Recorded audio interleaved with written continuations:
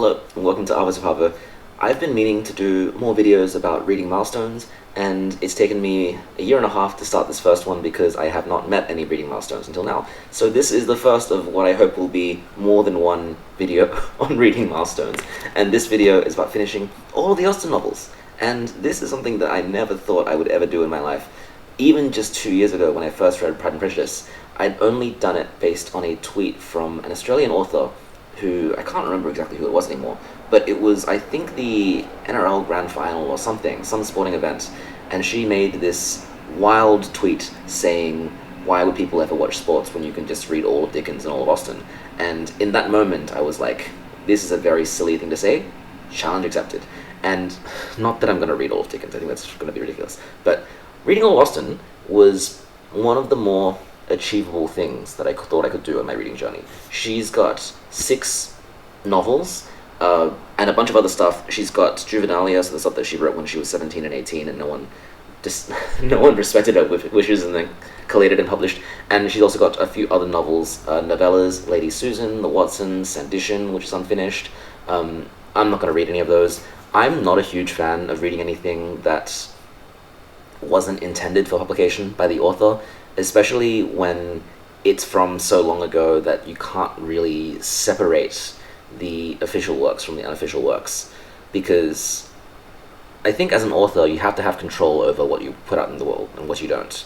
And Jane Austen's back catalogue, or like unpublished works, have been commodified in such a weird way that makes me not fully comfortable with that. And I'm just not gonna get into that. There's 6 books. There are 6 Jane Austen novels. I read all. So we're gonna go in order. We're gonna rank them all. I actually want to talk a bit about her style first and what you can gain out of doing this, if it is even worthwhile, and also editions, because Jane Austen's works are some of the most republished in all of the English language. So what editions should you get, and why did I only pay like $12 for all 6 of these books? Alright, so I don't know. I have no transitions. Should I do like fancy I thought I would give a bit of background of Austen's context and history before realizing I do not know anything about Austen's context and history. So I did a quick 5 minutes of research and I'm going to shove it into the YouTube video and you can't stop me. Austen was born in the late 1700s. She lived for about 30-something years and she was not super popular in her own lifetime. From everything I know about her, from her works and also from the brief scant research I've done on her personal life, she does not seem like a particularly nice person. She was very judgmental of people in all of her letters, which some of them survive and some of them we know to be destroyed. She was quite critical of the people around her, of her society and culture, and of the attitudes of the social class in Britain. I think it's so interesting that we still continue to read Austen and hold her up as almost a kind of progressive author, when to some extent this is true. I think she did really forward the significance of women authors at the time, and also female characters and female relationships. I think that is quite worthwhile in her work even to today, but there are still so many assumptions about class and about gender and family and other various social causes that are just very conservative and very ingrained in her work. And so it doesn't really surprise me when conservative talking points or commentators want to talk about the value of English literature. They go and talk about Austen because Austen reinforces a lot of the very landed and entrenched attitudes towards writing and style and wealth that comes with British writing. So it makes a lot of sense why Austen is so well considered, in that she can be enjoyed by people from across the political spectrum, across different contexts, but at the same time, I had to get around to this. I'm not the biggest fan of Austen, and there's a few reasons for this. I don't think I really gel with her attitude of looking at human beings. I think that she has a very critical, very sharp way of looking at people, where she will dissect people's words and actions and try to make a judgment call of the value of that person, either as a romantic prospect or just as a human being in general. And me, as someone with anxiety, I stress out so much about this style of looking at people. I worry if anyone treats their friendships like that, if they take little innocuous comments or little gestures and extrapolate them into flaws of character. That is horrifying to me. And so every time I read an Austen novel, it makes me a little bit more uncertain about my personality and my identity, because it makes me start paying attention to all the stupid extra phrases that I say, all the silly things that I do, all the gestures that normally wouldn't mean anything, but for someone like Austen might belie a personality flaw, or might say something about who that person is on a grander scale. I don't want to live in a universe like any of her novels. I think a universe like this, where every detail is important and every little word and adjective you choose to describe yourself as somebody else can mean something about your relationship towards them, that is horrifying to me. These terrifying novels. So if you're someone like me who does not like to see the world in this way, I think Austen will rub you the wrong way. I think it will not be an enjoyable read. But what can I say, right? Everybody, well, so many people love and respect Austen, and begrudgingly I had to say that it is well written. It is certainly something that is worthwhile, at the very least, to just know how writing and the novel culture has advanced because of the influence of these novels. I think Austen is such a pivotal figure in the English novel through the way that she cares more about her characters. I know I just said that she's very judgmental and dismissive, but she creates much more realistic characters and puts them in ordinary situations compared to the sensational novels of the 1700s, which she hated, by the way. She was so cruel and mean to the authors of the sensational novels. But the older novels were much more about plot and events and mysteries and just supernatural things, unexpected things. You read them to understand circumstances rather than to get a hold of characters. Whereas in many of these novels, not really that much happens. It's not about what happens or who gets with whom. It's more about watching these people exist and interact with their society and the values of their time. Looking at how people talk to each other, looking at how people gesture towards one another, how all these little things might be meaningful to everyday life. And it's, in a sense, it is more accurate to the real world than those sensational novels with the supernatural and with the coincidences. I think it does forward realism, it is meaningful, and very begrudgingly, well, I'm not I'm very happy because now that I finished these 6, I know what they're about and I do not need to read them ever again. So let us move on. I want to give a brief note on the publication of each of these texts as well, because they are so easy to find in every bookstore, but there's so many different versions of them. The text, from what I can see, is generally the same across all different books, so you don't have to worry too much about that. The main difference is in aesthetics. So I have this paperback, which is like a mock cloth-bound edition. This is across all 6 novels as well. These look really gorgeous, and the paper quality for these are really good as well. One thing that's unique about these is that the font size is quite large.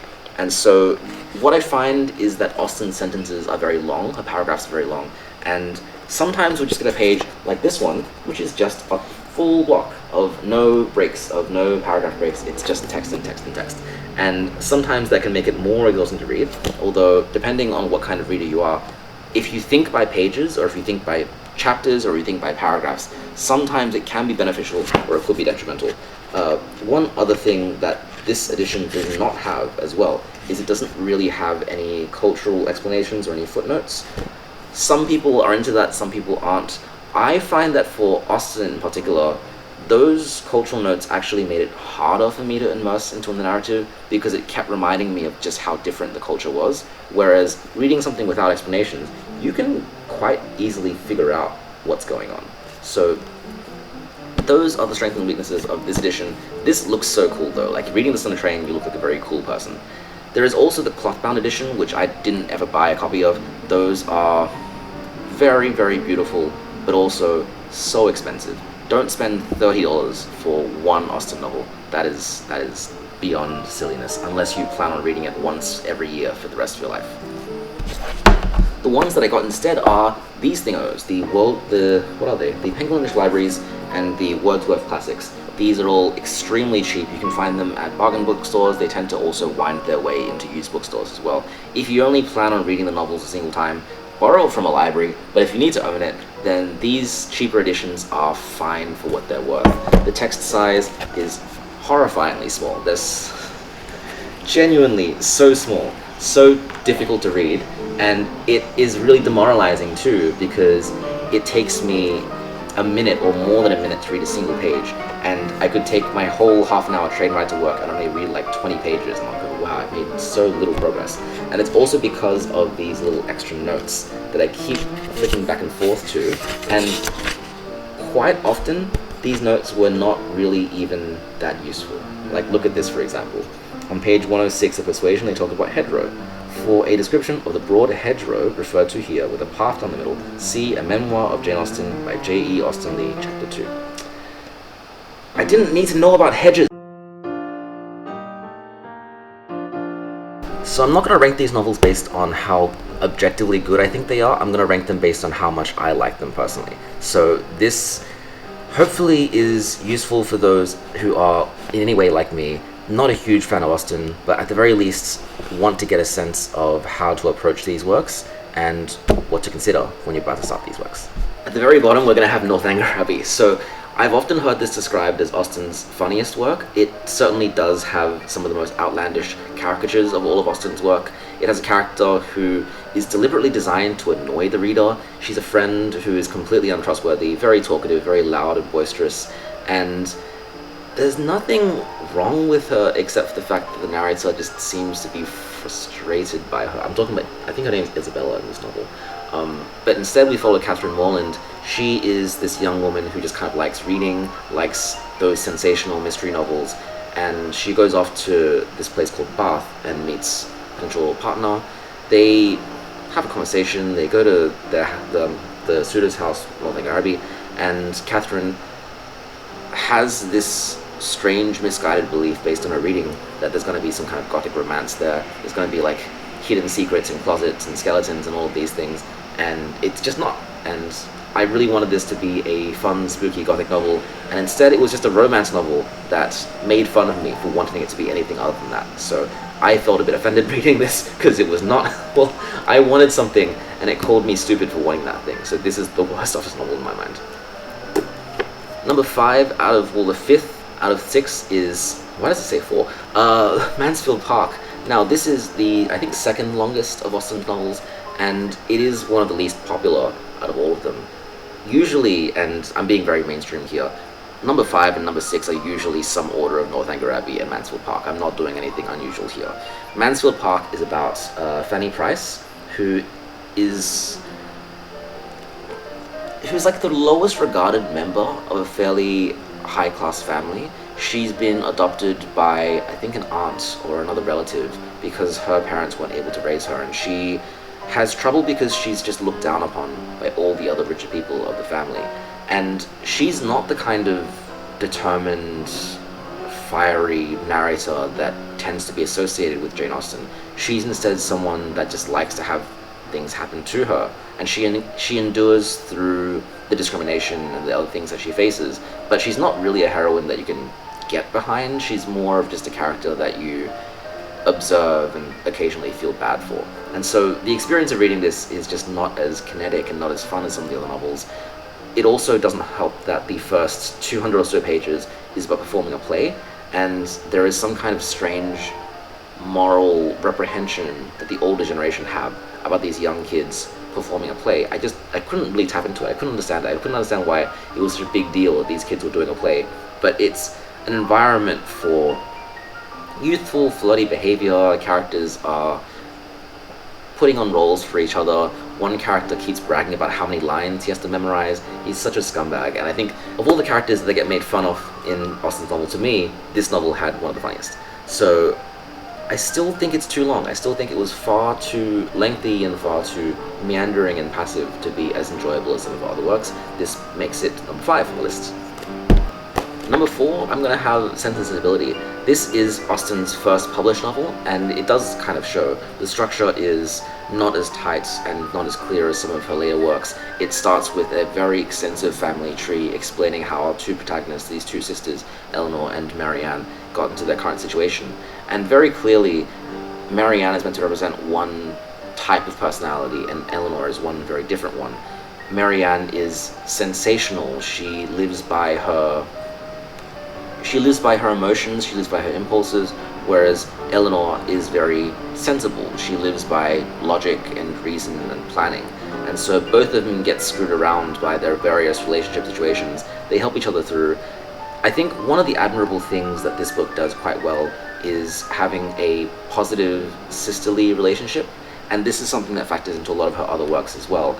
I can't relate, I'm an only child and also a man, so I can't really say anything about if it's accurate or not, but it is warm and fuzzy in a way that I didn't quite get out of Mansfield Park or Northanger Abbey. So it's enjoyable. If you like Austen's style, I think this is where I would start. I would skip the other two and I would just go for this one. Number 3 is going to be Emma. Emma I always thought was like the connoisseur's choice of Austen's work. If anyone says their favorite Austen book is Emma, it makes it a bit more clear what this person's in about, because Emma is such a distinctive novel compared to all of other Austen's works. Emma is a quite disagreeable protagonist. She is a young woman who has a great deal of independence. She's been raised by a governess who leaves at the very start of the novel, which means she's now in a role where she has to determine for herself what kind of person she's going to be, and she decides to become a matchmaker. She decides to go into the life of a young girl named Harriet who goes to the school nearby and just meddle in her life and love affairs, trying to set her up with other people and just generally failing all around. And so most of this novel is Emma reading the room incorrectly and being chastised for it by her much older friend, Mr. Knightley. And it's fun. It's got a little chuckly situations, lots of really funny moments, and I think the first 2 volumes are quite strong, and then after a while it does slow down a little bit. Same thing with Mansfield Park, because I think this is the longest of Austen's novels. When Austen has the space to extend scenes and to extend situations, she will every now and then write something extremely boring. Like, she'll write about the characters going off to a picnic, and the entire way there she will write out the full conversation of all the characters, in some of them speaking so frequently and so often, and the joke is that they can't shut up, so you had to have pages and pages of dialogue that you just have to just slog through, and the bad experience of it is the joke. There are certain chapters of this book which I know for a fact that some people who love Emma skip when they read, so it's not all good, but overall it is interesting. I think if you can stomach having a protagonist who is just frustratingly bad at reading the room sometimes, then this can be quite enjoyable. I think it, in a way, makes it more personable and empathetic than Austen's other novels, because this is one where things go wrong with the protagonist. The protagonist doesn't know everything. The protagonist doesn't have the correct judgment on all the other characters, which means that judgmental voice from Austen also isn't as strong and abrasive as some of her other works. So that's Emma. Okay, and the second one, I'm going to put Persuasion here. So I hear a lot of people say Persuasion is the best Austen novel, and maybe I found it more difficult because I wasn't as familiar with this text. I was trying to figure out what the plot was in addition to trying to enjoy it for myself. But Persuasion is about one of the older Austen heroines. We have Anne Elliot, who was 28, and she had a previous relationship with Captain Wentworth maybe about 10 or so years ago before the novel begins, and she called it off, and was persuaded to call it off because of a kind of class money issue with that relationship. And so 10 years down the line, Captain Wentworth is now rich and successful. They meet again, but it's a little bit cold and awkward because of the history from before. So emotionally, this book is a lot more complex than some of the other Austen novels. It's not about love at first sight. It's not about meeting people and getting to know each other. It's not about that fun, flirty atmosphere that you get in a lot of these rom-com situations.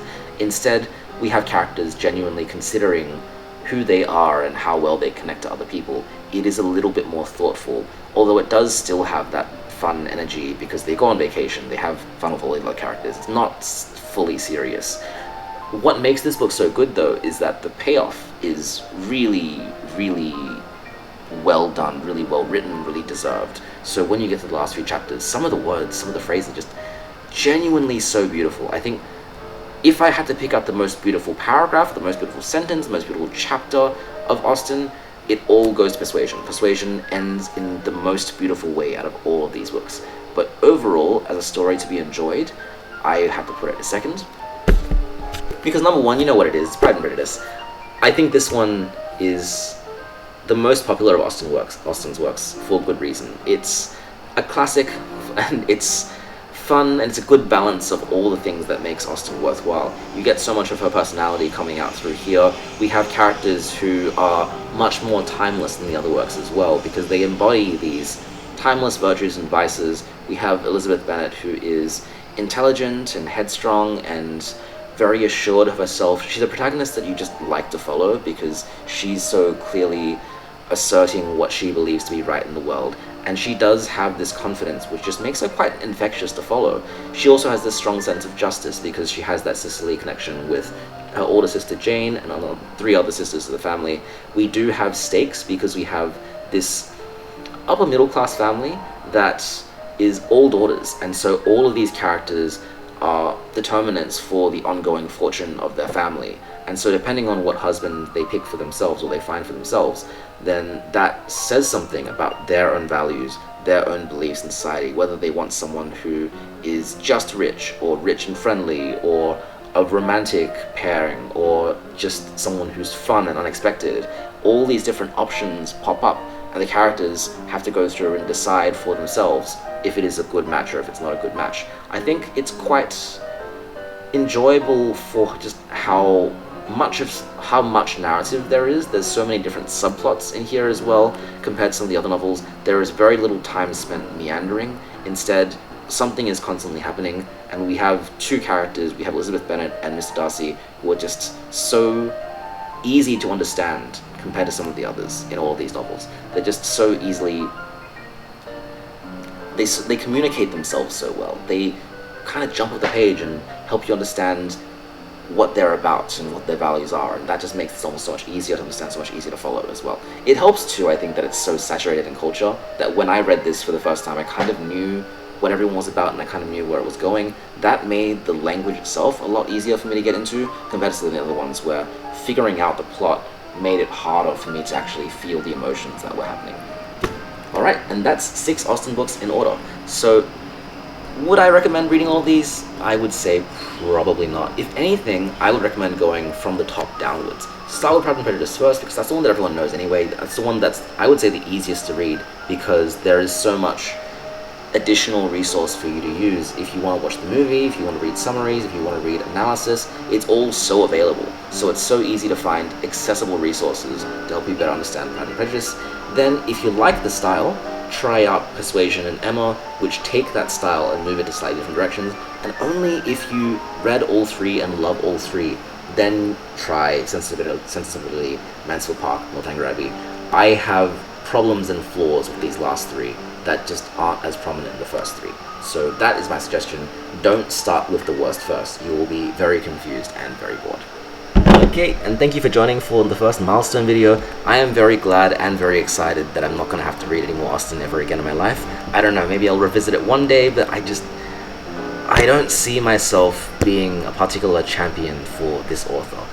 I can definitely sing her praises. I see why she's so respected and why her works are all considered classics, but of all the reading that I've done, these are not my favorites. They don't really hit on the things that I'm interested in, and their use of perspective and their use of characterization is just a little bit too mean-spirited to me.